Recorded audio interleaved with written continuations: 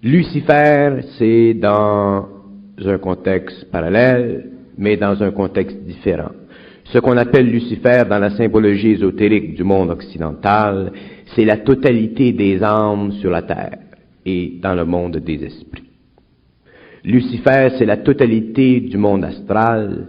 Lucifer, c'est la mémoire de l'homme qui est descendu dans la matière. C'est la totalité des expériences de l'homme qui est descendu dans le monde de la matière pour permettre l'expérience de l'âme, afin que l'âme devienne de plus en plus un vaste réservoir d'expériences, pour qu'il se crée dans les éthers plus subtils des modèles de plus en plus complexes, pour permettre éventuellement des constructions de formes de plus en plus belles, pour que l'homme devienne de plus en plus vigoureux et de plus en plus apte à poursuivre des chemins de plus en plus difficiles de l'évolution.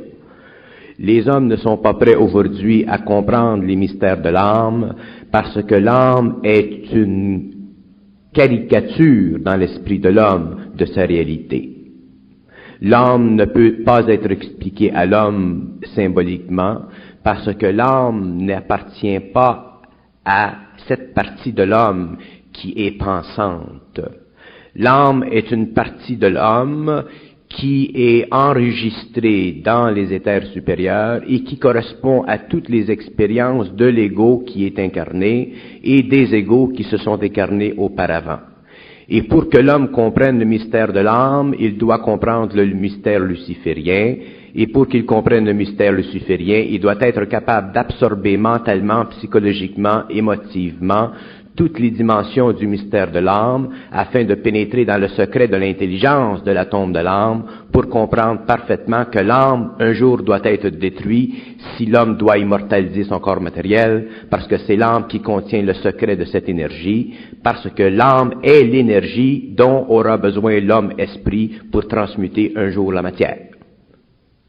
Alors l'homme, un jour, sera obligé de détruire en lui l'âme, c'est-à-dire de détruire en lui toute mémoire, c'est-à-dire être capable d'assumer la totale responsabilité de l'énergie, de l'intelligence, de l'amour et de la volonté, c'est-à-dire de pouvoir rencontrer parfaitement, en unité parfaite et en harmonie complaisante, tous les aspects de lui-même qui correspondent à ce principe universel qui est l'intelligence, la volonté et l'amour, et la partie soutenue par ces trois principes sur le plan matériel ou sur le plan éthérique qu'on appelle l'esprit de l'homme, qui est en fait la partie de lui-même individualisée qui un jour deviendra construite au fur et à mesure que l'ego sera transmuté, c'est-à-dire au fur et à mesure que l'homme aura perdu son émotivité subjective et ses pensées subjectives, c'est-à-dire lorsque l'homme aura réalisé que ce n'est pas lui qui pense.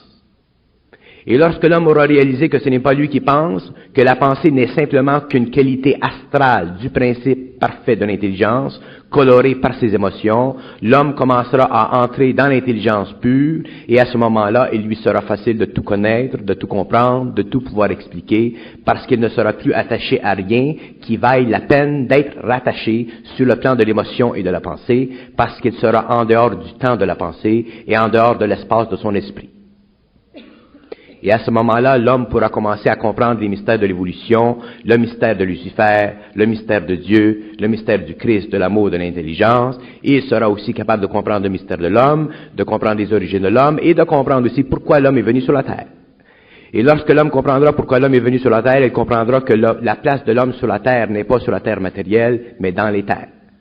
Et lorsque l'homme comprendra que la place de l'homme est dans les terres, il réalisera à ce moment-là que tout ce qui s'est passé au cours de l'évolution, au cours des siècles et des millénaires, n'était simplement qu'une programmation imposée sur la conscience expérimentale de l'homme pour l'accroissement de son pouvoir mental, émotif et vital, afin qu'un jour il soit suffisamment orchestré dans l'architecture de ses cendres pour pouvoir absorber parfaitement l'intelligence, l'amour et la volonté, afin que lui devienne un créateur et qu'il cesse d'être une créature et qu'il devienne un maître de la vie et qu'il puisse moduler à sa fréquence les énergies qui sont parfaites.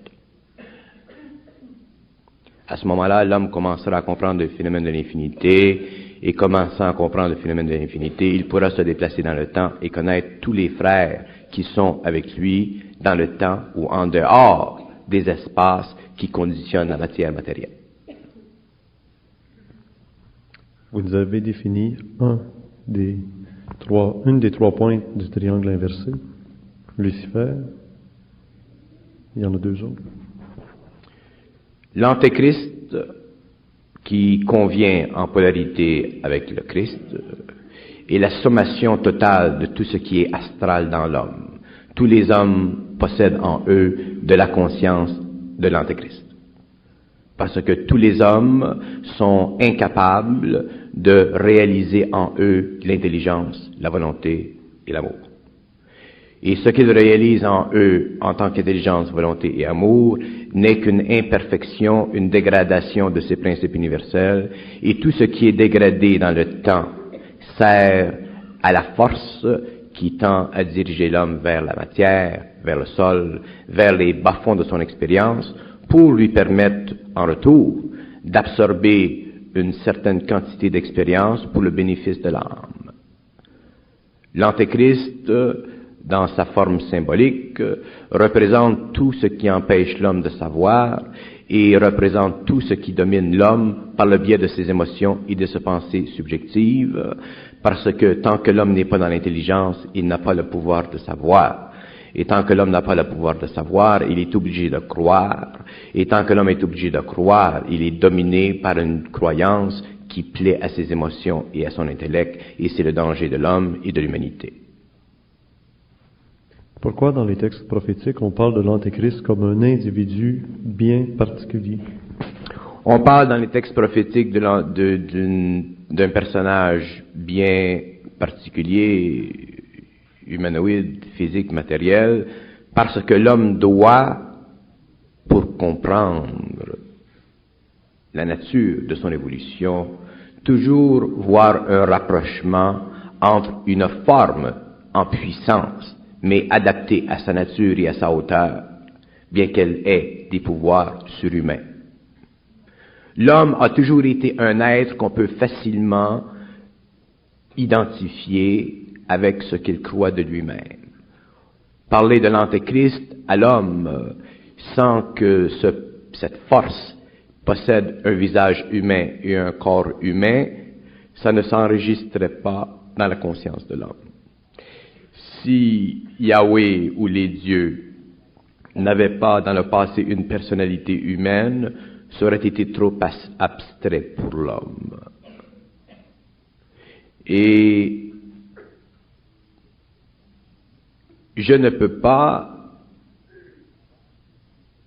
m'avancer outre mesure dans le domaine de l'Antéchrist, mais je peux dire une chose, c'est que le danger de l'Antéchrist n'est pas tellement sur le plan matériel humain comme dans le monde astral de l'homme, c'est-à-dire à l'intérieur de ses émotions et de ses pensées subjectives. Un homme qui est conscient de ses émotions et de ses pensées et qui entre dans la conscience supramentale n'a aucune inquiétude de cette réalité, même si elle était sur le plan matériel, parce qu'il n'est plus influençable. Mais l'Antéchrist, tantôt, vous nous l'avez mis en parallèle avec le Christ. Et le Christ est définitivement un être humain à visage humain parce qu'il a passé sur la terre. Le Christ pour l'homme est un être à visage humain parce que l'énergie qui est passée dans le personnage a défini une mission que l'homme a appelée le Christ.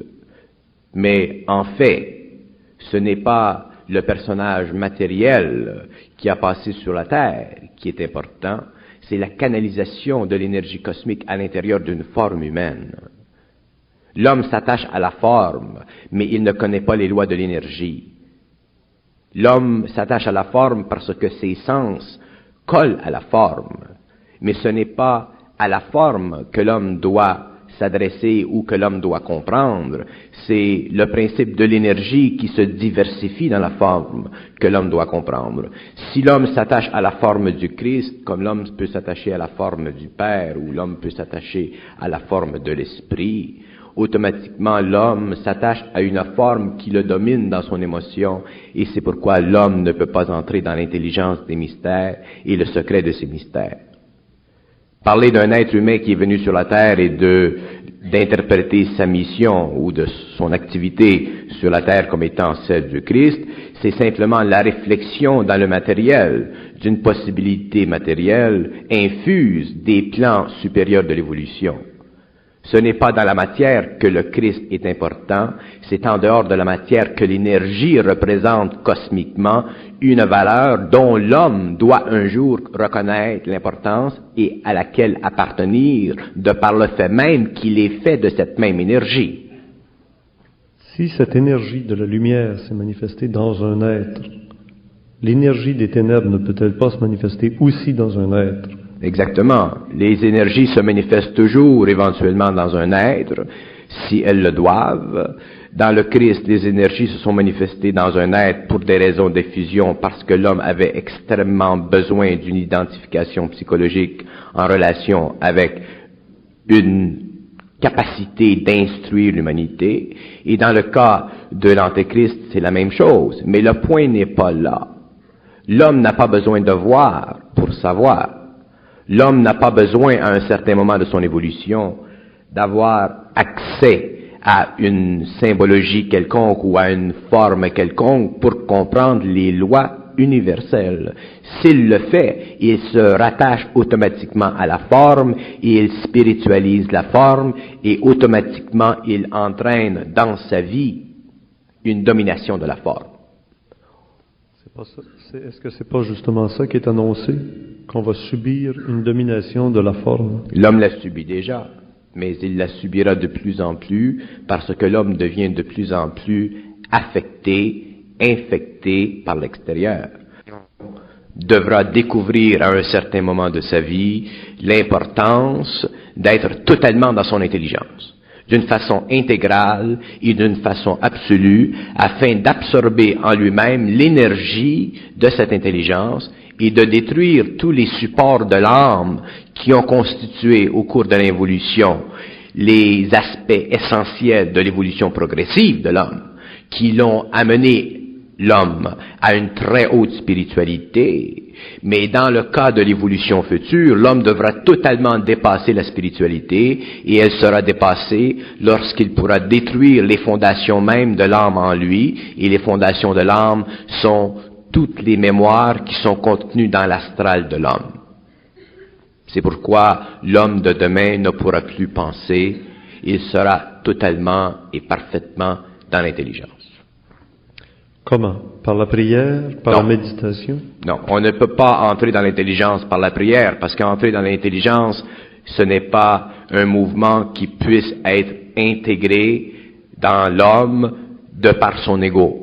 L'homme ne peut pas rentrer dans la lumière spirituellement, et l'homme ne peut pas rentrer dans la lumière par méthode. L'homme ne peut pas entrer dans la lumière par désir. Il ne peut pas entrer dans la lumière par le biais de l'ego, ce qui lui permet de vivre l'énergie de la lumière, c'est le choc de cette énergie. Et lorsque l'homme est prêt, de par la prière, ou de par la méditation, ou de par telle chose, ou de par telle chose, que ses corps ont été préparés, qu'il s'est petit à petit détaché de la forme matérielle pour s'engager dans la forme spirituelle, le mouvement qui vient ensuite, c'est la destruction de ces formes, et c'est dans la destruction de ces formes que pénètre la lumière.